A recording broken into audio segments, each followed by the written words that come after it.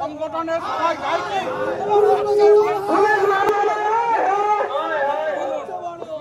তারপরে আমি অ্যালাউ করবো। আপনি আজ অব্দি পশ্চিমবাংলায় যত সংগঠন আছে আমরা এই এসটিওকে ঘেরাও করছি।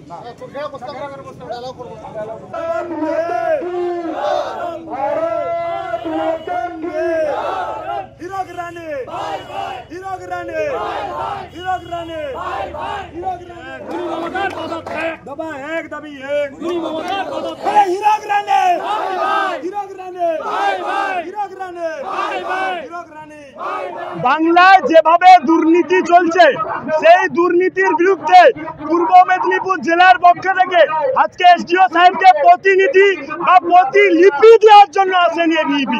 সবাই মিলে যাবে, যে দাবি এবিভিপির আছে সেই দাবি দখল করবে, না হলে আজকে হয় এসডিওর কাছে সবাই যাব, নাহলে কাঁথি থানায় সবাই যাব।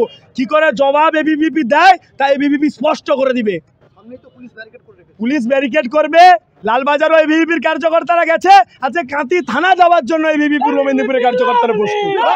যেরকম কলেজ ক্যাম্পাসের ভেতরে মনোজিতরা যেভাবে পুষে রেখেছে আজকে পুলিশ প্রশাসনের মদতে, আজকে সেই পুলিশ প্রশাসন বা সেই এসডিপিওকে কোনো ডেপুটেশন দেওয়ার মতো কাজ এবিভিপি করবে না। এবিভিপির একটাই দাবি, সকলকে নিয়ে যেতে হবে।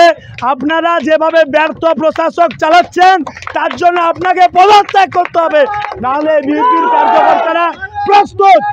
আপনারা যতদিন জেলের মধ্যে রাখবেন ততদিন এবিভিপির কার্যকর্তারা জেলের মধ্যে থাকবে। একটাই লড়াই, বাংলার বুকে নারী সুরক্ষা। যে পুলিশ কর্তারা দাঁড়িয়ে আছেন তাদের বাড়ির যে কোনো ছাত্র ছাত্রী আজকে যোগ্য শিক্ষক ছিলেন কিন্তু আজকে তারা চাকরি হারা, তাদের উত্তর আপনারা দিতে পারবেন? আজকে বলছি আপনারা সরে যান।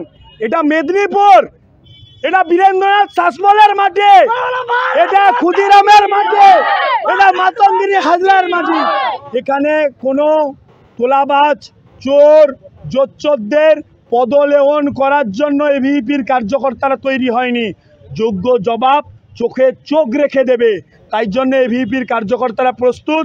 যে 4টা দাবি কলেজের মধ্যে, আমি চ্যালেঞ্জ করছি এখানে টিএমসিবির ছাত্রছাত্রীদের, আপনাদের যদি ক্ষমতা আছে লিঙ্গ কমিশনের সুপারিশ মেনে ছাত্র নির্বাচন করুন, তাহলে কলেজ ক্যাম্পাসের মধ্যে কে থাকে আর কে থাকে না, কিভাবে ফাঁকা করতে হয় কলেজ ক্যাম্পাস এবিভিপি জানিয়ে চিঠি করে জানিয়েছিল। ওদের আজকে 12টা থেকে 3টা পর্যন্ত একটা বিক্ষোভ প্রোগ্রাম ছিল।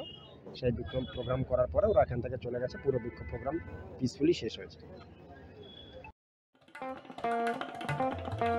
দেশ থেকে বিদেশ, জেলা থেকে ব্লক, রাজনীতি, খেলা, বিনোদন সমস্ত খবরে টাটকা আপডেট পেতে সাবস্ক্রাইব করুন আমাদের চ্যানেল হলদিয়া লাইভ।